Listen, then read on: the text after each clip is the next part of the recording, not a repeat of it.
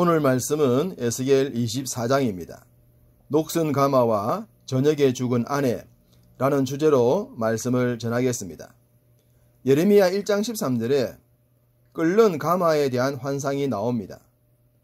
남왕국 유다, 특별히 예루살렘에 임할 멸망에 대한 징조의 내용입니다.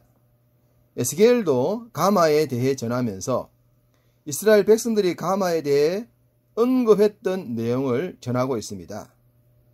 11장 3절입니다. 그들의 말이 집 건축할 때가 가깝지 아니한즉 이 성읍은 가마가 되고 우리는 고기가 된다 하나니. 이 내용은 이스라엘 백성들이 바벨론에 포로로 잡혀가서 그곳에서 집을 짓고 살게 될 것이라는 내용입니다. 70년이란 세월을 포로로 살아야 했기 때문에 집을 짓고 살라는 것이죠. 그런데 그들은 고작 2년이면 족하다고 했고 집을 건축할 필요가 없다고 했으며 심지어 가마솥의 고기를 삶아 먹는 것처럼 평안할 것이라고 자부했습니다. 당시 그들이 했던 말을 기억하신 하나님께서 가마에 대해 말씀하고 계신 것입니다. 3절 너는 이 반역하는 족속에게 비유를 베풀어 이르기를 주 여호와께서 이같이 말씀하시기를 가마 하나를 걸라. 이 말씀은 비유입니다. 그들이 고기를 삶아 먹었던 평안의 시대라고 치부했던 그 내용, 바로 그 이야기를 비틀어서 말씀하고 계신 것입니다. 6절에 그 가마가 그냥 가마가 아니라 녹이 쓴 가마라고 했기 때문입니다. 정상적인 사람이라면 당연히 녹을 벗긴 후에 고기를 삶지 않겠습니까?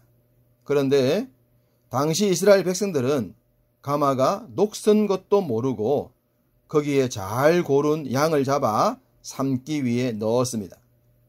당연히 그 상태로 굽게 되면 녹물 때문에 고기를 먹을 수 없게 되겠죠. 하나님은 이 말씀을 하시면서 녹슨 가마가 곧 피를 흘린 성읍이라고 하십니다. 앞서 22장에서 피 흘린 성읍이여 하셨던 하나님은 여기서 바로 그 내용을 다시 반복해 주십니다. 종합해보면 가마엔 녹이 쓸었고 고기 덩어리엔 피가 스며들었습니다. 이렇게 되었다면 당연히 가마 속의 고기는 가릴 것도 없이 버려지지 않겠습니까? 그래서 녹을 없애지 아니한 가마를 향해 화가 있을 것이라고 하신 것입니다. 녹물에 피까지 스며든 삶은 고기처럼 이스라엘 백성들의 당시 모습이 그러했다는 것입니다.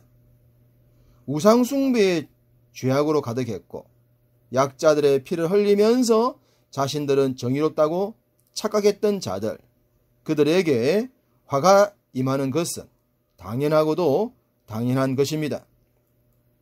만약에 이런 자들이 하나님의 백성이기 때문에 심판을 받지 않는다면 이 땅에는 결코 정의와 공의가 세워지지 않을 것입니다. 하나님은 이스라엘 백성들이 당할 심판에 대해 가마를 통해 계속 비유적으로 말씀하셨습니다.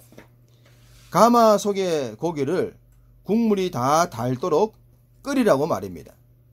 우리가 음식을 만들다가 태워본 경험들이 있지 않습니까? 적당하게 구우면 색깔도 맛도 끝내주지만 거기서 더 나아가게 되면 색깔도 맛도 냄새도 완전히 반대가 됩니다.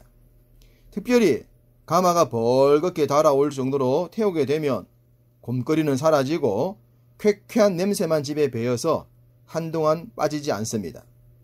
하나님은 가마도 달구어서 녹이 다 사라지게 하라고 하셨고 녹물과 핏물이 든 고기도 완전히 살라지게 하라고 하셨습니다. 이것은 확실하게 심판을 하시겠다는 말씀입니다. 앞서 22장에 풀무불로 은, 납, 쇠, 놋 등을 태워서 찌꺼기만 남게 하겠다고 하셨던 말씀과 동일한 내용입니다. 녹슨 가마로 첫 번째 비유를 말씀하신 후에 새로운 비유가 등장합니다. 16절 인자야 내가 내 눈에 기뻐하는 것을 한번 쳐서 빼앗으리니 너는 슬퍼하거나 울거나 눈물을 흘리거나 하지 말라. 선지자는 당황했을 것입니다.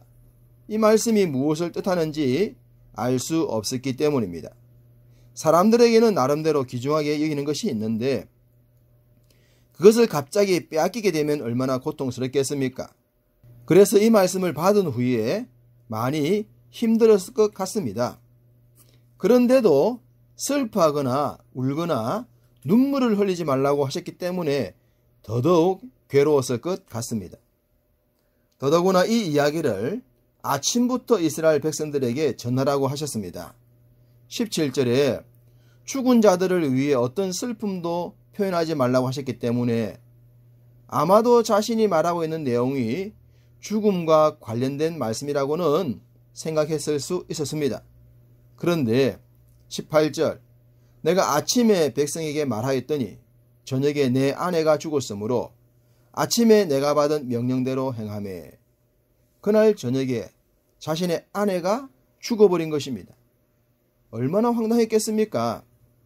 자신이 기뻐하는 것이라고 했기 때문에 아마도 에스겔은 힘든 사역을 하면서 유일하게 아내를 통해 위로를 받지 않았을까 싶습니다. 만약 아내도 이스라엘 백성들처럼 배도의 무리에 들었다면 결코 기뻐할 존재가 되지 않았겠죠.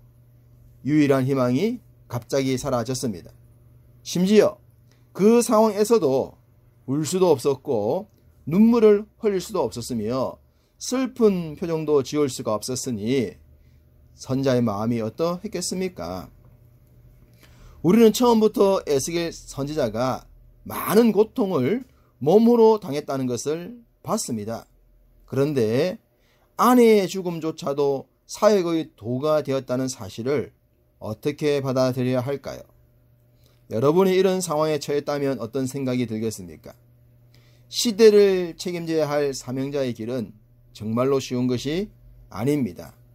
이사야 선지자가 오호라 망하게 되었도다 라고 한 것이나 예레미야가 자신을 어린아이라고 한 것도 나름 이해가 될 것 같습니다. 선지자도 백성들과 생활했었기 때문에 선지자도 선지자의 아내도 백성들과 알고 지내지 않았겠습니까? 그런데 건강하던 선지자의 아내가 저녁에 죽고 말았습니다. 선지자가 아침에 뭐라고 했던 것이 이것인가 보다 하지 않았겠습니까? 그래서 사람들이 몰려와서 내가 행하는 일이 우리와 무슨 상관이 있느냐 물었습니다. 그러자 선지자는 담담하게 하나님의 말씀을 전했습니다. 21절 너는 이스라엘 족속에게 이르기를 주 여호와의 말씀에 내 성소는 너희 세력의 영광이요 너희 눈의 기쁨이요 너희 마음의 아낌이 되거니와 내가 더럽힐 것이며 너희의 버려둔 자녀를 칼에 엎드러지게 할지라. 선지자에게 아내가 유일한 기쁨이었듯이 이스라엘 백성들도 만민들 중에서 유일하게 선택을 받은 하나님의 기쁨의 대상이었습니다. 그랬던 그들인데 그들이 세상보다 더 부패했고 할례받지 못한 백성들보다 더 악해지고 말았습니다. 그랬기 때문에 하루아침에 아내가 죽게 된 것처럼 이스라엘 백성들도 동일한 심판을 받게 된다는 내용의 말씀을 전하고 계십니다. 하나님은 그런 그들을 그냥 둘 수 없었습니다. 사랑하셨기 때문입니다. 사랑하는 자가 세상처럼 부패하여 망하는 것을 그냥 두는 것은 결코 사랑일 수 없습니다. 그래서 뼈를 깎는 고통을 당하더라도 잘못을 알게 하시겠다 하셨고 그로 인해 고치겠다 하신 것입니다. 그들의 자녀가 부모 눈앞에서 처참하게 유린당하는 것을 보여주면서까지 말입니다. 27절에 그날에 내 입이 열어 말하고 다시는 잠잠하지 말라고 하셨습니다. 이전에 선지자로 하여금 말을 못하게 하셨던 것을 기억하십니까? 3장 25절과 26절입니다. 내가 내 혀를 내 입천장에 붙게 하여 내가 말 못하는 자가 되어 그들을 꾸짖는 자가 되지 못하게 하리니 그러나 내가 너와 말할 때에 내 입을 열리니 너는 그들에게 이르기를 주 여호와의 말씀이 이러하시다 하라. 당시 주의 종은 자신이 하고 싶은 말을 할 수 있는 존재가 아니었습니다. 하나님께서 맡겨주신 것만 할 수 있었습니다. 참으로 힘든 그 길을 선지자들은 순종했고 그로 인해 생명의 복음이 우리에게 전해졌습니다. 이제 그 길을 우리가 가야 합니다. 오직 믿음으로만 갈 수 있는 길, 오직 주의 말씀만 받들고 갈 수 있는 길, 오늘 하루도 그 길을 좌우로 흔들림 없이 걷는 여러분 다 되시기를 주님의 이름으로 축복합니다.